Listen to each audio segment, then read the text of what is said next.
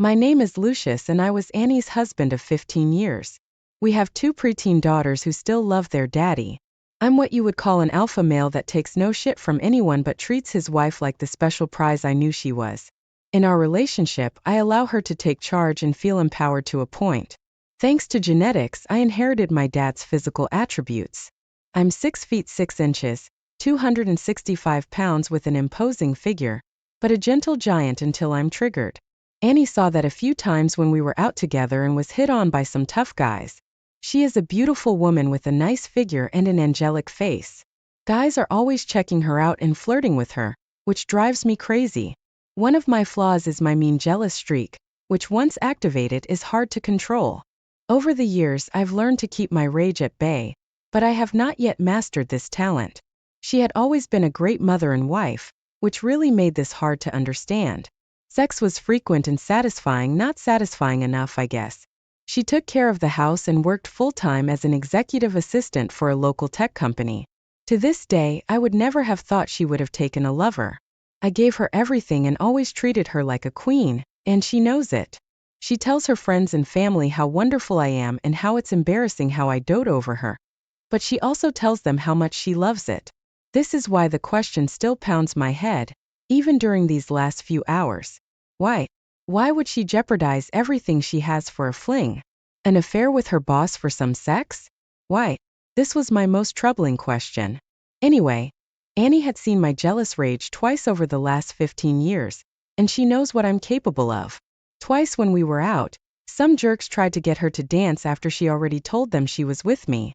Both times they didn't take no for an answer and pulled her out of the booth as I sat there watching.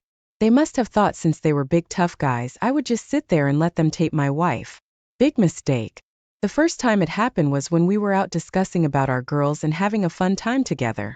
I was stunned when this guy had the balls to grab her hand and pull her out of the booth. Before he took his first step to the dance floor, I was out of my booth and between him and my wife. With a quick move, I dislocated his shoulder and pushed him into our booth where he squirmed in pain as Annie and I left the facilities. The other time it was similar, but that guy suffered a broken wrist and a concussion as we again left the bar. As I said, I don't take shit from anyone and my biggest problem is jealousy, which again begs the question for this affair since she knows me. Why would she do this? It still amazed me how she thought she could have gotten away with this. She knows me better than anyone. She knows how intuitive, strong-willed, and unforgiving I am. Hell, she'd seen how ruthless I can be. I never stopped loving her even after I had my suspicions. Several odd things were happening that had not occurred in our 15 years of marriage, and my spidey senses were activated. Her outfits and her new look had changed significantly when the new boss took over the office. Our sex life had suddenly changed for the better. She was now actually instigating sex, which she had never done before. More frequent text messages at night and late meetings after work were now common. Of course, she had perfect excuses for everything, but for some reason my jealous nature wasn't happy, so I hired a PI. I told the PI not to tell me anything until the file was complete. I didn't want things to change between us and prayed I was just a paranoid husband. After about a month of investigation, I was given a folder with the news I hoped would never come. I was heartbroken and filled with anger. After reviewing the video, audio, and photos, I informed my attorney to execute the divorce papers and have them ready for me as soon as possible. I planned a few days' trip to be with a friend so I could calm myself from the intense rage I was feeling. I just wanted to be away from her, so I told Annie I would be out of town for a few days for some work-related issues that required urgent attention. The PI had set me up with a software to add to Annie's phone to get copies of her text messages and emails. The application also had a feature to remotely record any audio and upload it to a private server. On one of the audio recordings, I heard her tell her boss that she was free Thursday night if he still wanted to get together. Of course, this idiot did and excitedly said he would make all the plans. My brilliant wife knew I would be out of town. On that Monday, I got a copy of the text her boss sent to her, which included the time he would pick her up, the restaurant where they had reservations, and to dress sexy for him. I spit with anger after reading this and how my future ex-wife was acting, and the balls on this guy to pick my wife from our home. I planned to show up on their Thursday night date while they thought I was out of town. I planned a nice surprise for the couple. I had everything arranged. One of my fixers would accompany me and present the folder when I was ready. I would be there early and plan to give the hostess a nice tip to seat them in a more private location. My plan was actually a simple one. Let the lovers settle in with their first drink, then appear suddenly. At that point, I would start my performance, which would end with a small threat and the surprise divorce papers. My anger and need for revenge were rising. Deep down, I knew Annie would not want a divorce because she really did love me and the children. I knew what I was about to do would crush her and change her life forever. But I didn't care, and I just wanted her to feel some of the pain she gave to me.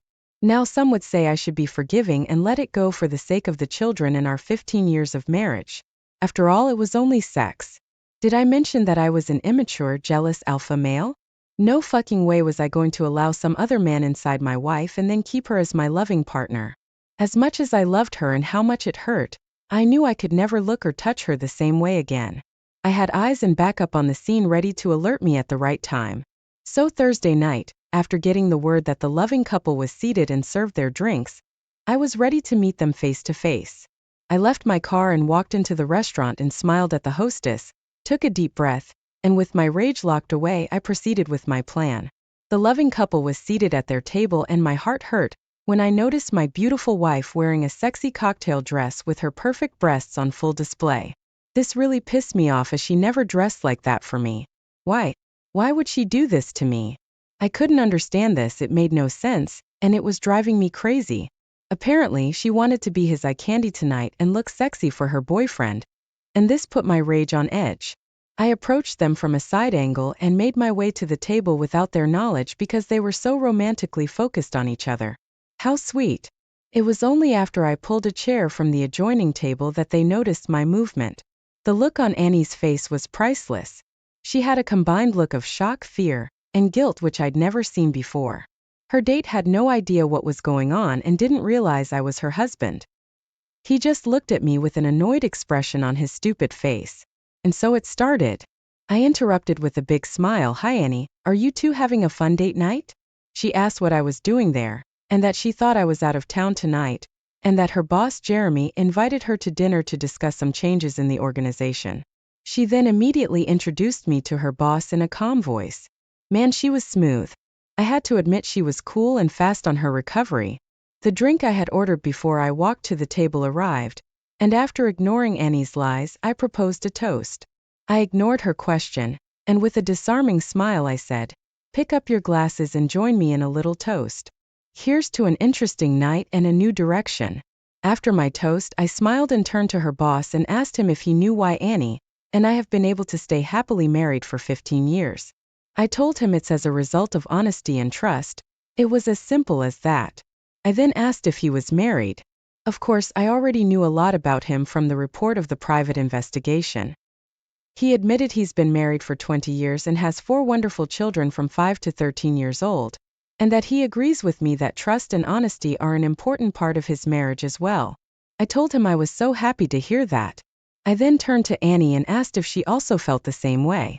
I asked knowing that I was putting her in a difficult position. She asserted confidently that it's been important to our marriage. I turned to Jeremy again and said we have an amazing marriage and Annie knows how much I love her, and would do anything for her as long as she remains faithful. I saw them both squirm a little as I took another drink from my glass. I then asked how long have they been dating. Annie was annoyed, tried to take control and became indignant and said this was just a business meeting and I was embarrassing her with her boss, that I should please stop acting jealous and that I know her better than that. Taking Annie's lead, her date took the opportunity to put me in my place as well. He claimed it was just a business dinner. He needed to discuss some changes he was about to make and needed to meet with Annie that night, that he's sorry if I got the wrong idea, and that he would never overstep his professional relationship, especially with a married woman. I tried to look apologetic and said, "Oh, I'm sorry, so you've never been out with my wife on a date, right? And this is just a business dinner, right?" He said, "That's right, and there was nothing going on between them." I looked at Annie and asked if it's true that it was just a business meeting, and that she has never been with him or on a date before. I asked the question that would determine our future, honesty or lies, which was it going to be? Unfortunately, I already anticipated the answer before she spoke. She responded by saying it was only business meetings and that she would never be with another man, especially her own boss. and that I should please stop acting childish. She then quickly apologized to her boss and said I had a little jealous streak, but I know how much she loves me. I lowered my head acting submissive and said, please forgive me, I'm sorry I do get a little jealous. I mean, seeing you in this sexy dress out with this good-looking man, well, you can understand, I hope. Jeremy patted me on the arm, obviously relieved that I was fooled, and said there was no need to apologize, and if his wife looked this good and was out with a strange man, well, he's not sure what he would do. Everyone relaxed and I raised my hand to the man watching us from the bar. He got my signal and approached the table. They both looked up at him as he handed me a thick folder, turned and walked away. I saw Annie and Jeremy giving each other a questioning look as I opened the folder and started laying down photos on the table. Just before I placed the first photo on the table, I turned to Annie and spoke in a quiet, sad voice. Annie, you know I loved you with all my heart and would have given you the world. You have taken my love and all our years of marriage and threw it all away. You have hurt me deeply and I'll never get over those videos and the things you said about me. I'll never be able to get them out of my mind for the rest of my life. Thank you for that. The first 8 to 10 photos I put down was of Annie and Jeremy going in and out of a hotel multiple times at odd hours and photos of them kissing each other like they were a loving couple. Annie gasped and put her hands up to her mouth. Jeremy was pissed and wanted to know where I got the photos, and I just told him to shut the heck up. After I laid out the photos, I took time to look at them and make comments on each one.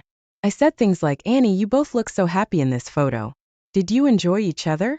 She was now openly sobbing and begging me to stop. Other tables were looking our way as I tried to keep the volume down so as not to disturb the entire restaurant. She realized how bad this looked and only had one way out: apologies. She asked if we could just leave and that she will explain what happened and it's really not what it looks like. I looked at her with an amused expression and asked very slowly, it's not what it looks like. Are you going to continue to lie to me? Before you do, both of you should know that I have hours of video, audio, text messages, emails, and photos. Annie, I must say that after seeing this, I never realized you could be that slutty. Removing the documents, I said, now let me explain why I'm here and what's going to happen tonight. I then handed Annie the divorce papers and said, Annie, you and I are done. You and your boyfriend destroyed our marriage and my love for you. You have hurt me to a level I've never experienced and I will never be with you again. Now you're going to sign this tonight and my associate at the bar is a notary and will attest to your signature. If you don't sign tonight, I will expose all of the video and audio evidence to your parents, all of our friends, and your children will find out what kind of mother you are. I've treated you fairly in this divorce, but the girls will live with me. There is no way my daughters will live with a cheating slut like you. I turned to Jeremy and said, my friend, I suggest you convince your girlfriend here to sign this before I leave. Otherwise, I am going to deliver a copy of all the evidence to your wife and your executive team at work. And when I'm done, you will not have a job and I'll be sure to convince your wife to kick your ass out and ruin you financially for a very long time. Now, I don't want to do any of that, so just convince her to sign the divorce papers and then my future ex-wife is all yours. I want nothing to do with her ever again. The words slashed her heartstrings. The thought of losing her daughters was something she could not live with. Tears were flowing from her face and her boyfriend looked panicked. Annie begged me to stop and reconsider. She gave me the usual bullshit lines. It's not what it looks like. Let me explain. I'll make it up to you. It was just a mistake. Please forgive me. Blah, blah, blah. She ended with, I love you and I don't want this. Please give me another chance. Ignoring her pleas, I stood up and said, I'm going to the men's room and when I come back, I want the papers signed. If they are not signed, I promise that both of you will not be able to comprehend the amount of hell I will bring into your lives. I left Annie crying and her lover in a state of shock. I knew Jeremy would do whatever he could to get her to sign those papers to save his own ass. I was about to leave when I heard Jeremy convince Annie to sign the papers and later asked me to hold them for a week to give her a chance to talk. He knew that there was no way he could have his wife and his work see those videos and pictures, and would do whatever he could to prevent that. Few minutes later, I returned to the table. I asked if she had signed them yet, and with the saddest face, she said she'll do whatever I want including signing the papers, but will I please give her a week to talk to me before I do anything. I sat silent and looked into her eyes for a long moment and considered her request. I gave in and said, even though you deserve shit from me for what you've done and how you threw away our marriage for this asshole, I'll give you that.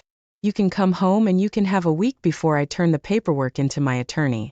You will stay in the guest bedroom. I don't want you near my bed during this time. Now sign them so I can get out of here."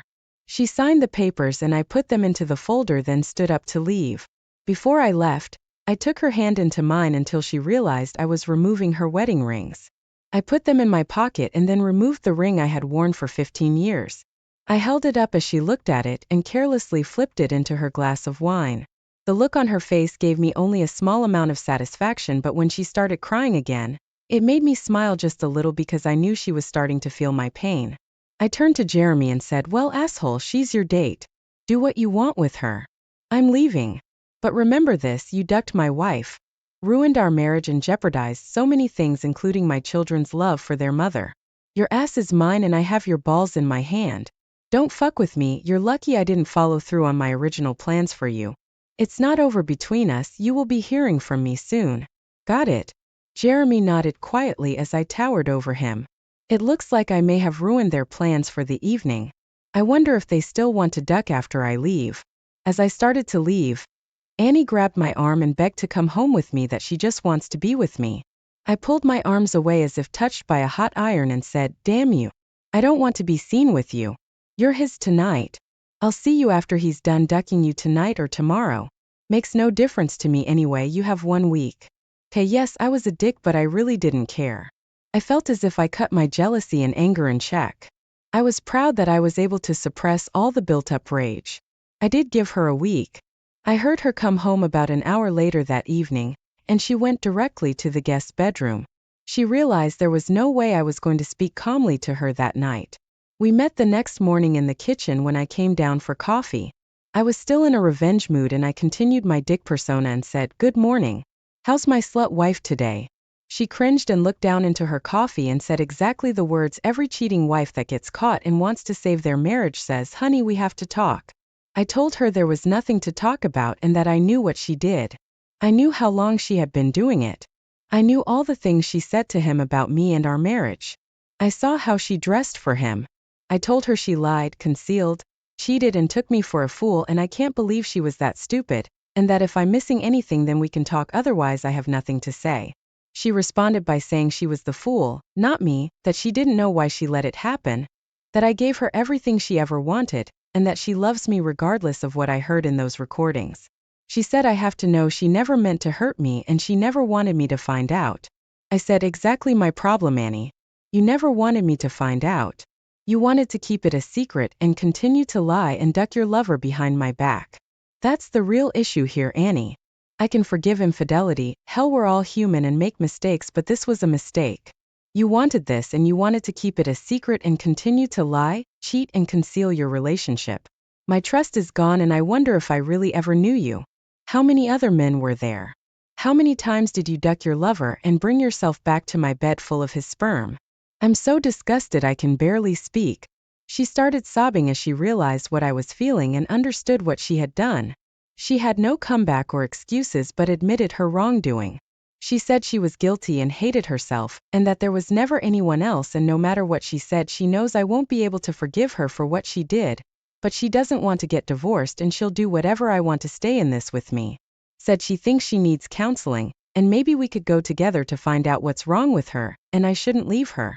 I was silent for a moment and said, "You can go to counseling. Figure out whatever you need and I'll support you. But I can't live with a woman that can throw me away so carelessly. Your actions and the things you said told me your true feelings, and I don't see any way I can live with someone that feels that way about me. I know there are other women out there that would be more than happy to be with me. You had your chance and you freely gave it away. Enjoy your week here with the girls. Try to explain why you're leaving. I will not disparage you, but you need to tell them you're leaving and why. In the divorce agreement I've given you full access to the want, but they will live with me. If you continue to slut around and be a bad example for the girls, I will make your visitations much more difficult. Look, I'll treat you better than you deserve, and help maintain your relationship with the girls, but I have 2 questions I would like answered. Listen to my questions and think about them before you answer. My first question is, why did you risk everything for this? My second question is, was it worth it? I called Jeremy the following Monday and told him to meet me for lunch on Wednesday. After convincing him how smart it would be to meet me, I explained to him how upset I was that he destroyed my marriage, and how close he came to being taken out. I then explained how I had a better plan for him. During lunch, I explained how many people were hurt because he seduced a married woman. I explained how I expected him to make restitution. He was going to pay for Annie's rent and car payments for the next 3 years. I felt he should have some pain for his actions. I explained how it would work.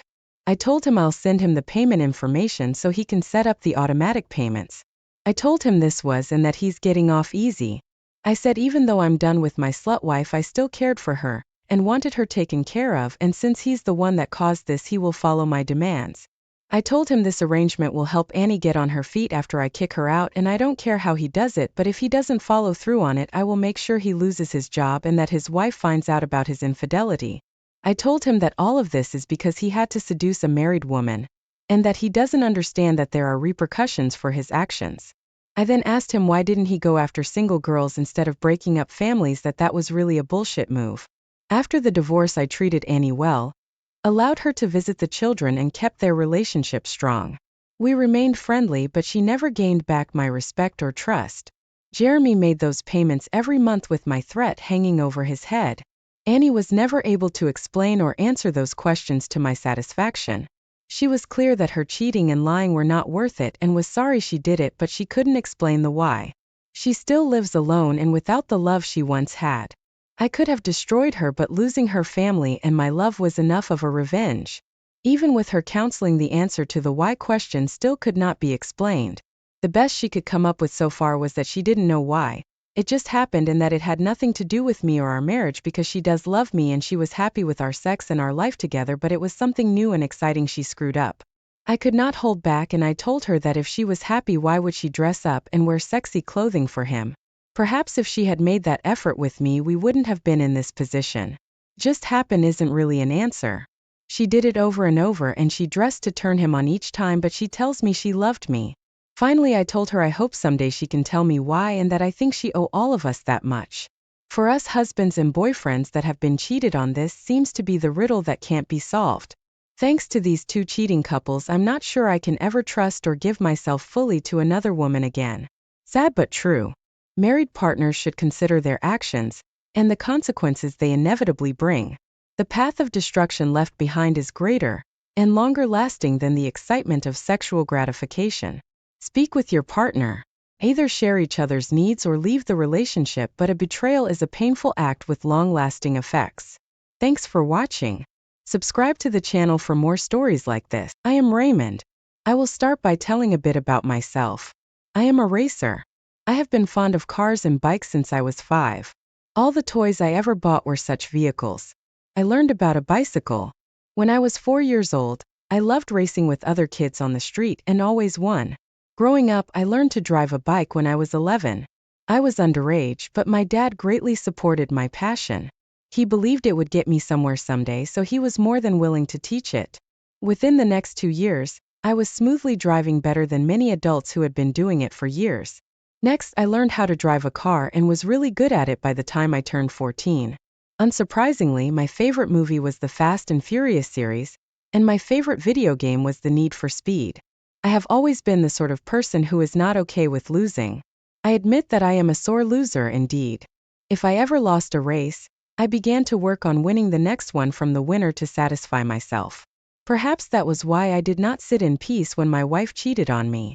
Only taking revenge gave me the satisfaction I really needed. I began to race professionally from the day I turned 18. I had been waiting for it all my life. I had a good start as I was naturally gifted with this talent. The only hitch I went through was by accident. I got into an accident when I was 20. It was a practice run and the brakes failed. My car was annihilated and I also suffered severe injuries. I had to go through 2 surgeries. It took me about a year to completely recover. When I had finally gotten better, my parents became paranoid. They asked me several times not to pursue racing, but I would not listen to them, obviously. I was a little scared too, but it was not the fear of getting into an accident again. It was the fear of being out of practice and never being out of practice and never being that good again. When I started practicing again, I never realized I had the trauma of the accident impregnated me as well. I began to have anxiety issues. It was not serious, so I just ignored it and pretended it was not there. But gradually, it worsened with time instead of getting better. Finally, when I had a panic attack for the first time, it scared me. My parents were more scared and worried than me. I had to consult a psychiatrist. He prescribed some medicines for overcoming the physical symptoms. He also referred me to a consultant for therapy sessions. Initially, I was reluctant to take those sessions, but my parents forced me to do so, and I was so glad that they did. With the help of the therapy, I was able to overcome my anxiety much more quickly. It helped me deal with the issues in a much better way.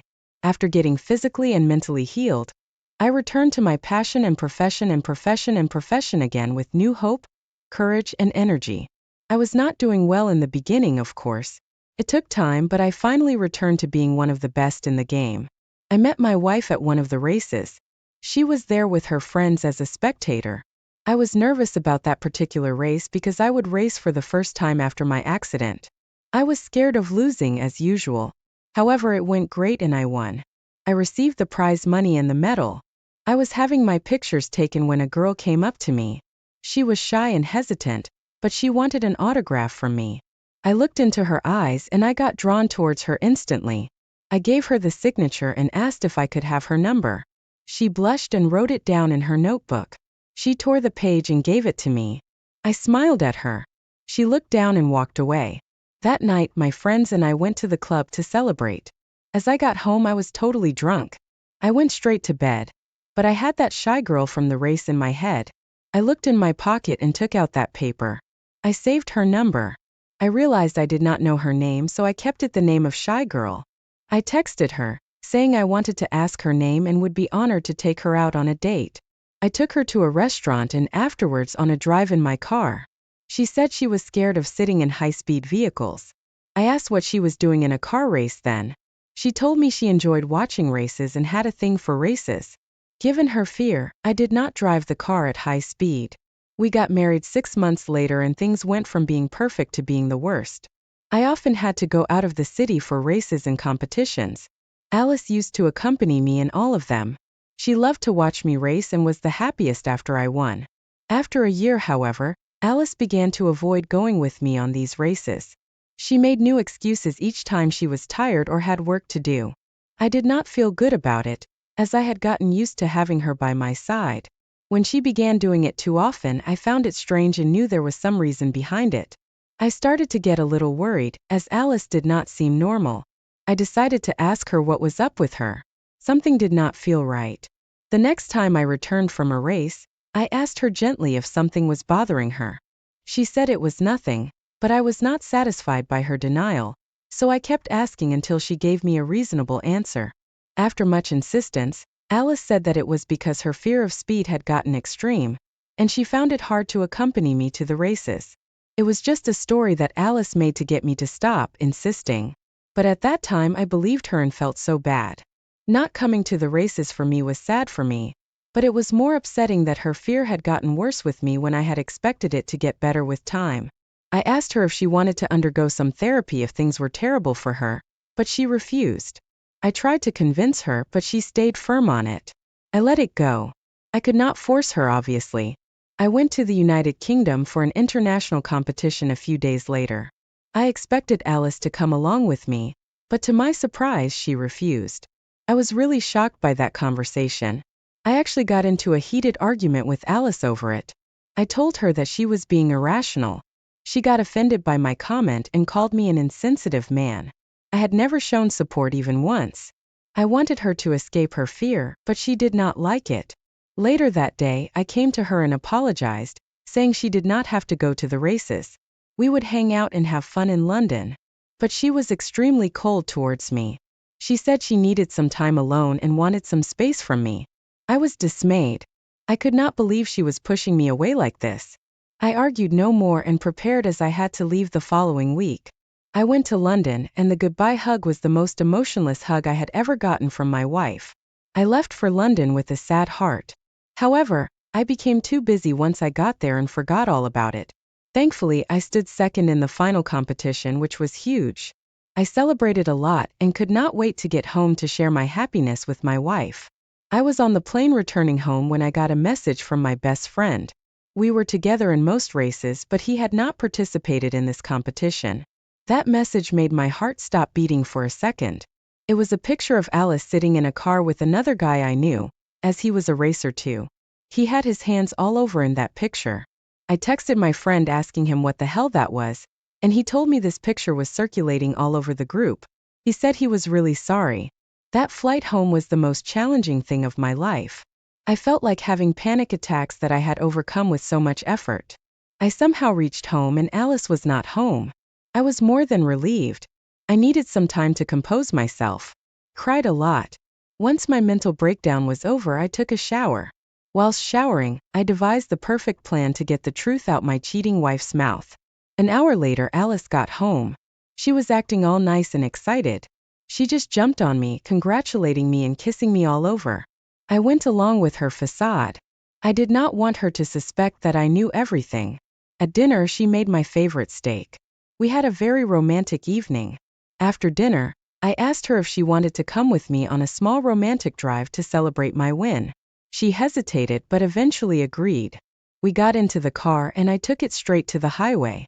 I began to speed up. Alice instantly buckled her seatbelt. She asked me to slow down and I said I will. Then I asked her if there was something she wanted to tell me about. She was clueless as she denied it. I sped the car more. Alice began to panic. She began to beg me to slow the vehicle down. That was when I brought up the picture I had seen of her with a guy. She looked horrified. Her hands began to shake.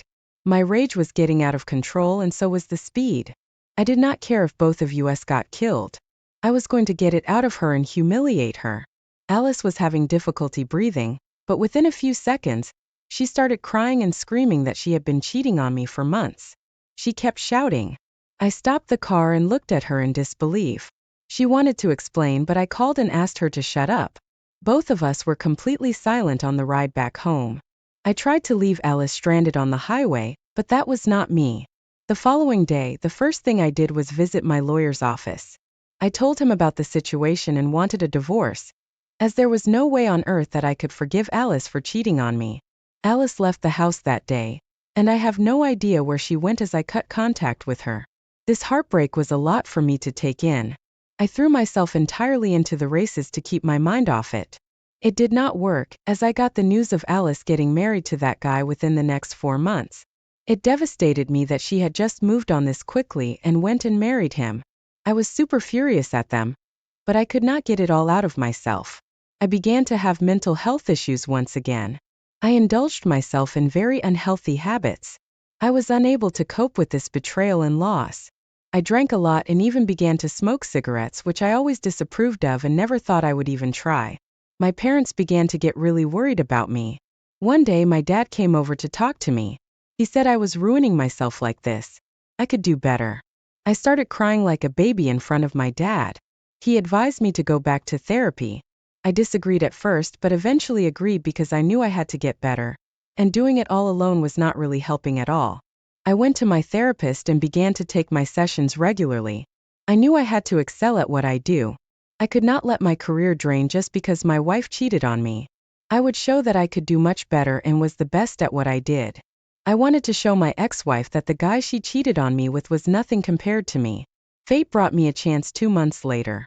State championship had begun, and I was told by my friend that her new husband was going to participate in it. I knew he was a good racer, but I had to win this race to boost my self-confidence and feel good about myself.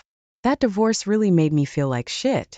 I began to work even harder on my skills. On the day of the race, I was really confident. I just had a feeling that I was going to stand first. Alice did show up at the race.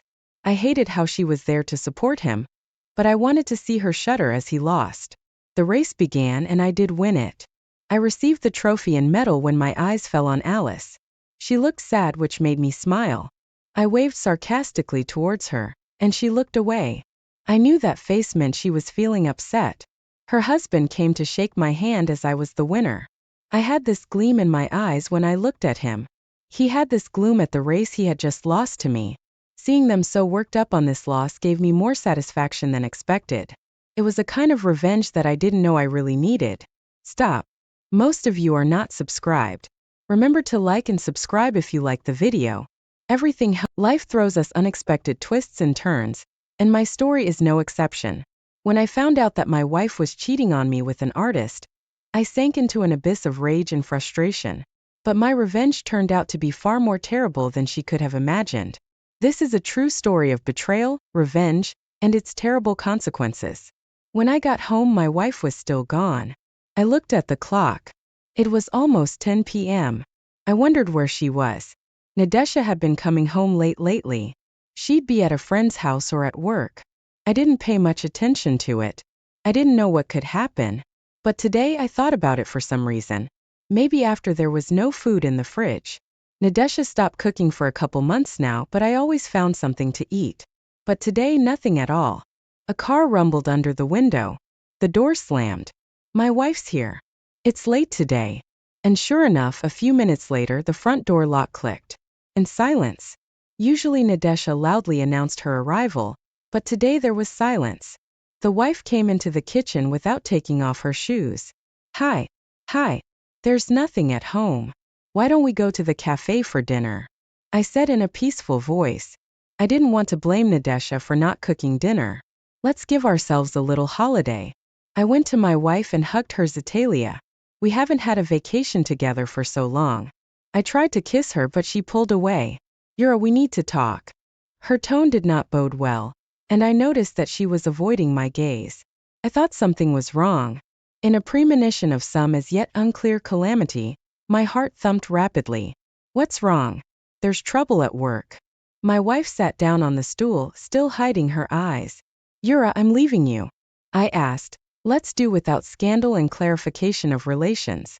I've fallen in love with someone else, and I want to be with him. You've been a good husband and father all this time. It's not about you. It's just the way life is. A man should be happy. Nadesha looked at me with a guilty look. I'm sorry, but I can't go on like this. The surprise made me speechless for a while. I looked in front of me, trying to focus my eyes. My heart had fallen into my stomach and was cowering there, struggling to keep a steady beat. Nadesha, what about me? The children? In a voice that wasn't my own, I sneered. What children? Suddenly, she said angrily, the children are adults. I'll explain everything to them later. They will understand me. For almost 40 years I've been a housekeeper, a laundress, a nanny. And for everyone, and for you in the first place. I stopped being a woman, forgot that I could be loved too. And I want to love and be loved. Nadesha, my love was not enough for you. I said quietly, don't be her kin. I met a man and fell in love with him. Right now I'm leaving to him. Nadesha stood up. Wait, I looked at my wife. How long have you two been dating? 6 months now.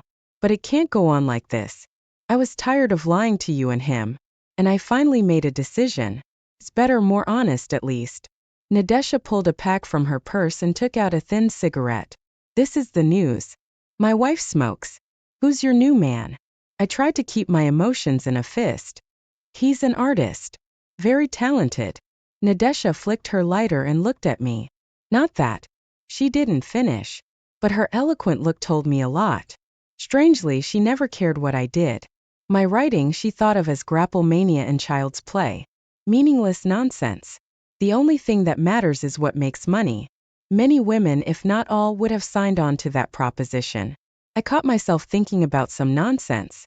My wife, with whom I have 2 children, with whom I have lived for almost 40 years, is leaving me. And I'm thinking about whether I have talent. Is that bullshit? Yes, and another thing. Nadesha continued. I want this apartment and half the money from our joint account. I have to live on something and support a young lover. I thought, and I said out loud, and the fact that my parents left me the apartment, it's okay. But you still have a house in the country. I waved my hand. I didn't have the energy to deal with a division of property. Nadesha, you're an adult and you've made your decision. But I want you to know this. If you leave, there's no going back. The plasma was at my throat. I held on with all my might to keep from crying. Don't be fooled. It'll never happen. She said coldly and haughtily, picked up her bag and walked out of the kitchen. The front door slammed. I looked out the window and saw her get into the car. There was a silhouette looming in the passenger seat. Nadesha leaned toward him, and it was clear to me that they were kissing. It seemed to me that Nadesha was aware that I could see them, and was doing it on purpose to make me feel even more painful. A few minutes later, the car drove away. By the standards of the time, I got married quite early at the age of 20. In my 4th year at the Institute of Mechanical Engineering, Nadesha was 1 year younger than me, an excellent age difference for creating a strong family. In the first year of our life together, we had a son, and 9 years later, a daughter. Immediately after the institute, I went to the army as a 2-year officer. There paid a good salary, so Nadesha did not work and gave all her time to her son and daughter. My service went well, and I stayed on to serve in the army. I graduated from the academy and had excellent career prospects ahead of me, but the troubled times began. The Soviet Union was Genized, and I was sent on long business trips to hot spots. On one of these business trips, I was severely wounded in the head. By that time, I was already the chief of division intelligence. I was hospitalized for 4 months, until finally I was sent to the VVK to solve the issue of fitness for further service. They crumpled, felt, shone, and knocked for a long time. Finally, they came to a sad conclusion: not fit for further service. For all the good, they gave me an order, a pension certificate, and a pension for the wounded. My superiors shook my hand, wished me good luck, and safely forgot about me. And without pensioners, there's plenty to do. There are so many generals, and generals has multiplied. Try to feed them. I received the documents and prescriptions and went home safely. And some time later, the Soviet Union collapsed. All this time, Natasha was by my side, supporting me as best she could, and I could really see that she loved me. She really loved me. Waking up at night in the ward, I saw her, tired for the day, curled up on the couch, sleeping next to my bed. And now, Natasha, what have you done? After leaving the army, I went to work in my first specialty at a large metallurgical plant. 7 years later, I became chief engineer. So I had no problems with money, and I don't have any now. 55, I retired. Unexpectedly, I began to write. It's true, mostly in the desk. So probably, all this would have continued until Voronezh in the magazine did not print my story. Some time later, I got a call from Moscow, and was offered to write a screenplay based on this story. A year later, the movie came out. My name was in the credits, and it went on and on. Soon the first collection of stories came out, then another.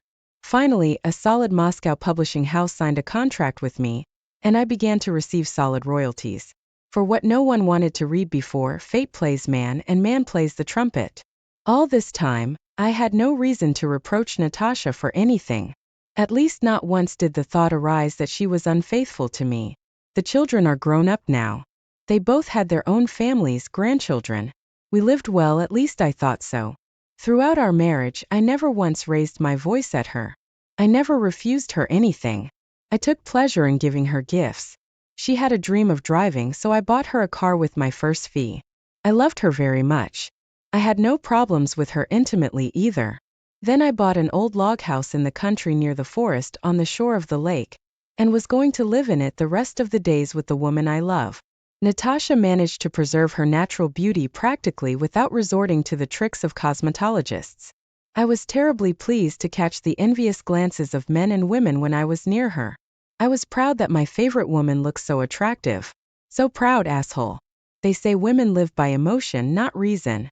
When she says she loves you, don't doubt it. It's true. She really loves you. In that moment. But that doesn't mean at all that she will love you tomorrow. Only naive idiots like me don't realize that. The relationship between a man and a woman is finite. Looks like my time is up and it's the other one's turn. Women's logic is a strange thing. I think women themselves are sometimes unable to fully comprehend it. I stared at the dark square of the window for a long time, as if I wanted to see my fate there. What was there to see? With my wife gone, my soul was empty. There was only half of me left. You have to fall in love to leave your husband of 40 years without hesitation. I don't even know when you were sincere, when you nursed me back to health, or now when you ruthlessly, without hesitation, left me for someone else. In the morning, I packed my things and called Natasha. I held the phone for a long time until I heard her sleepy voice. I've vacated the apartment. How do I hand over the keys? I wanted to end the conversation quickly. For some reason, I didn't feel comfortable talking to her. That fast, she stretched out, drop it in the mailbox. You didn't have to be in such a hurry. You could have done more. I didn't listen and I passed out. She's thoughtful. She's a thing of the past for me. And the past, as you know, doesn't count. Autumn crept up unnoticed. Our divorce went quickly and smoothly. We had no property claims against each other. The children are adults. Therefore, in SKSYA we, without unnecessary conversations, put in our passport stamps on the dissolution of marriage and issued the appropriate certificates. That's it. We are no longer husband and wife. Strangers to each other. Each with his own private life. As we parted, I saw regret in Natasha's eyes. Or maybe I just imagined it. I nodded, now ex-wife, put my hands in my pockets, turned and walked away along the sidewalk strewn with yellow leaves. Her fate did not concern me anymore.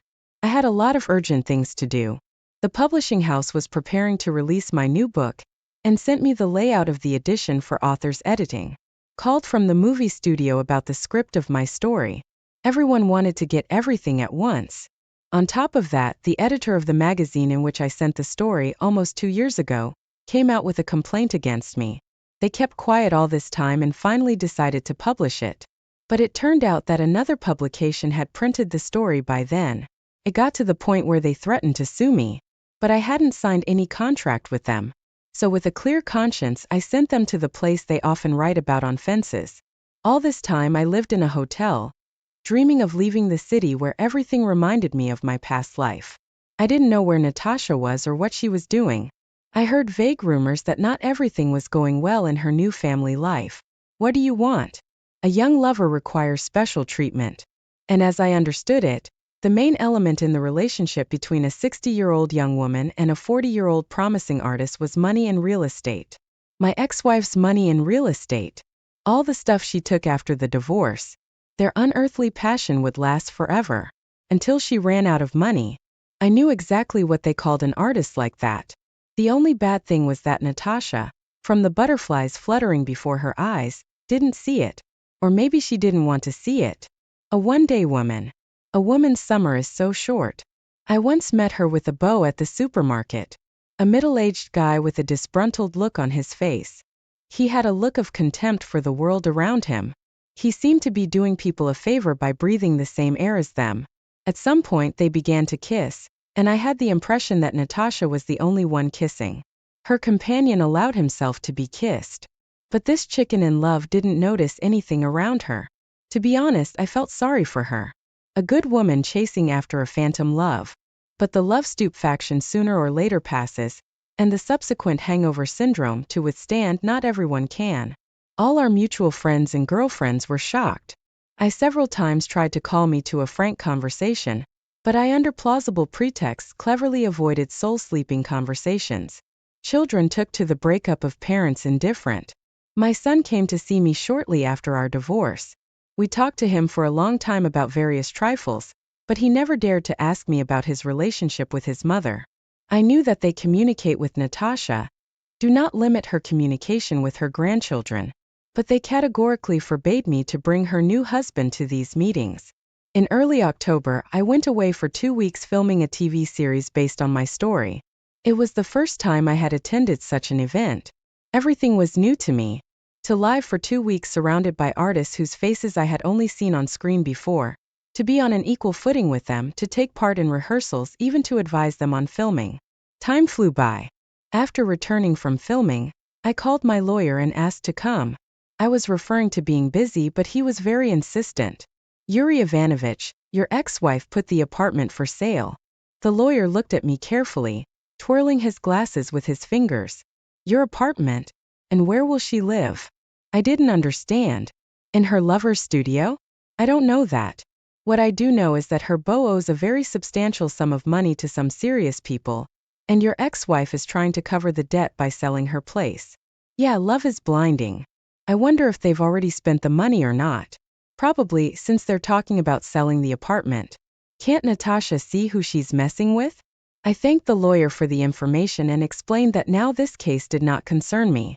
After all, she wanted this life for herself, so let her drink it with a spoon. After drinking the cup of coffee, I bowed out. 2 days after the meeting with the lawyer, I got the news that the apartment had been sold, and I lost sight of Natasha again. The files and papers piled up more and more. And at one point I realized that helpless I could not cope with this avalanche. But where to find a suitable candidate? I did not think long and gave an ad in an advertising newspaper, specifying only a contact phone number. Out of several candidates, I stopped at a young woman who graduated from the Faculty of Philology, excellent command of several foreign languages, and most importantly, a computer. Jeannie was a professional typist, typing so fast with all her fingers that my eyes were tired of watching this process. She edited the texts of my O-pieces, quickly responded to letters and requests. She kept a record of the events I was to attend. I rented a bureau for her and sent all the finished material to her email account. I had given up on my love life. No more women. Just work. Moreover, my old devotee did not leave me any chance for a little success among gender partners. But since then, I've noticed that Jeannie's attitude towards me has changed. She seemed to be seriously interested in me. I could see it in everything. She started showing up more and more often at the hotel room where I worked. In the mornings, she would stop by to check on some minor details, treating me to organic coffee and homemade pastries. She didn't hurry, didn't impose her society on me, didn't bother me with conversations, but I felt that I was more and more sucked into the mire and was drawn to her. That fall evening, I arrived at the hotel quite late. After long negotiations in the publishing house, and then a tedious protocol dinner in a restaurant, fatigue came over my shoulders. All I wanted to do was to get to my room, fall on my bed and fall asleep. I went up to my floor and was surprised to find that my room was unlocked. Only my assistant had a key besides me. Could something have happened that she had come to see me at such a late hour? I cautiously entered the room, threw off my shoes and walked to my desk. The door creaked behind me. Jean came out of the bedroom. Behind her on the bedside table, I saw an open bottle of champagne, fruit, sandwiches. What's the party in honor of? Jean silently took my hand and led me to the bedroom door. From the surprise, I lost the ability to resist. And it happened. There was no disappointment. I felt like I was the captain of a frigate that had entered a quiet harbor after terrible storms and bloody battles. When the naked young woman thrilled with sensual pleasure in my arms, responding to my kiss, then timidly, then passionately. In Jean's embrace, submissive and yet commanding, I suddenly realized what they call true love, the merging of souls and the beating of hearts, not just the closeness of bodies and the intertwining of legs. The phone call snapped me out of the hotbed of sleep. I lay awake for a while, but the phone kept ringing and ringing. I searched the bedside table with my hand and finally pressed the green button. Hello, who's this? Hello, you have a call from the city's emergency hospital. Your wife was brought in an hour ago in a very serious condition. You can come over now. I didn't realize it was Natasha, but we're divorced. I don't know, but you're listed as her husband on her cell phone. Your wife is in the surgical suite on the second floor. So you'll be there. Yeah, I'm on my way. I almost ran up to the second floor. Doctor, what happened to her?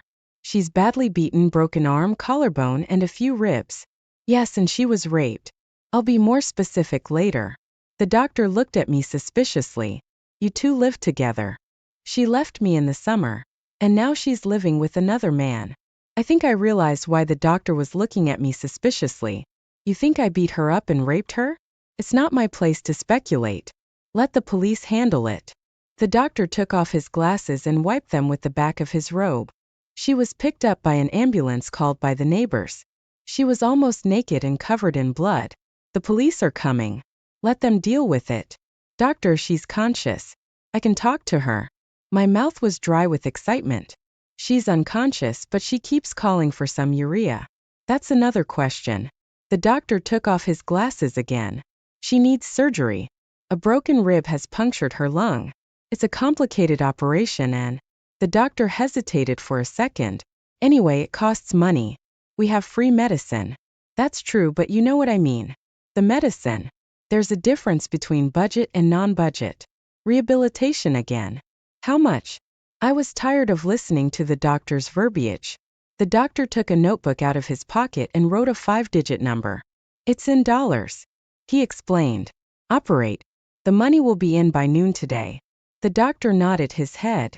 I dialed my son's number and told him everything briefly without shocking details. I asked him to call his sister back and come to the hospital. The police came. They tortured me for a long time, but finally they left me alone. convinced that I had a solid alibi. The party at the hotel confirmed that I'd been in my room all night and had only come out after the call from the hospital. I looked at my watch. 7:30 in the morning. There wasn't much time. I thought for a moment and dialed my editor's number. Good morning. This is Zagorski. Tell me if I can get an advance on a book I haven't written yet. I'm in trouble right now. Yuri Ivanovich. The editor interrupted. How much money do you need? I've named it. Well, it's almost half of your fee. I think we'll solve this problem. Come to the editor's office at 8 o'clock. That made me feel a little better. I returned to the hotel at 8:30, quickly changed, called Jean and canceled all the business for today. It seemed to me that she was not surprised. In the editorial office, everything was solved quickly. The lawyers drew up the contract and transferred the money to me. I immediately called the hospital, and in 5 minutes dropped the required amount into her account. After refusing the coffee I was offered, I went to Natasha's house. Well, what can I say? The operation was quite successful. I think your wife will soon be on the mend. The doctor took another hard look at me. To the police she said she fell down the stairs. I can go to her. Yes, but not for long. She's still very weak from the anesthesia. Natasha was lying there, covered by a sheet tangled up with tubes and wires. When I came in, she looked up at me and tears welled up in her eyes. She moved her lips trying to tell me something. I stroked her arm. Don't worry, everything is going to be okay. All this time we hardly spoke at all. She tried to talk to me, but I dodged any excuse. What was I supposed to talk to her about? In time, we'd already said everything to each other. The children helped. Very often my daughter came, replacing me and giving me time to rest a little. My son didn't forget his mother either. I even began to think that we were a family again as before. But it only seemed so. You can't walk into the same river twice. After about a month and a half, Natasha began to walk a little. First in the hospital corridor, and then she started to go to the park. After another 2 weeks, Natasha was discharged from the hospital. She no longer needed my help. Before I left, I handed Natasha a blue folder with the documents for her apartment and the keys. She didn't immediately realize what was going on and looked at me in surprise. I managed to buy your apartment and put it back in your name. She tried to tell me something, but instead of words she burst into tears. Without another word, I turned and walked away. I had to make an effort not to turn around. A man will never forgive the betrayal of the woman he loves. Treason, there is no statute of limitations, and I loved her too much to forgive her. All this time I was tormented by one question: what really happened? Natasha flatly refused to tell me, and then I decided to act on my own. I sat in her yard, talked to neighbors, and put together a picture of what had happened. After a month of living together, Natasha and her promising artist became clear that this miscellaneous will not end well. While there was money, lean poorly they have already been. But then began quarrels and scandals. One day, Natasha caught her favorite in the company of 2 drunken friends, which she tried to drive them out of the house. Her new husband explained her place, accompanying the explanatory conversation with his fists. And then they raped her one by one and all together. They tortured her for a long time, putting out burning cigarettes on her breasts so that the victim would not escape. Natasha was tied to a chair. But when they passed out in a drunken frenzy, she managed to untangle the ropes and get out of the apartment. I already knew what happened next. I understood why her new husband had never come to see Natasha. I'd expected something like this. Life has strange surprises sometimes. I learned that one of the bastards who had raped Natasha had committed suicide by throwing himself out of his own kitchen window. The police, as usual, failed to establish the reason for such a desperate act. The other rapist was found in the morning in a noose. But here it was clear. He'd been drinking heavily with his buddies the night before. And this was the result. Hangover syndrome. Yeah, you can't beat fate. It was late at night when I parked the car a block away from the house where the talented artist's studio was located. Putting on my gloves and putting the hood of my jacket over my head, I approached the entrance. The usual code lock with a standard set of numbers. I entered the entrance and went up to the right floor. There were 2 apartments on the floor. I taped the neighbor's door peephole with gum and took out a bunch of soapboxes. Remember your hands. It took a minute to find the right key. I gently picked the keyhole.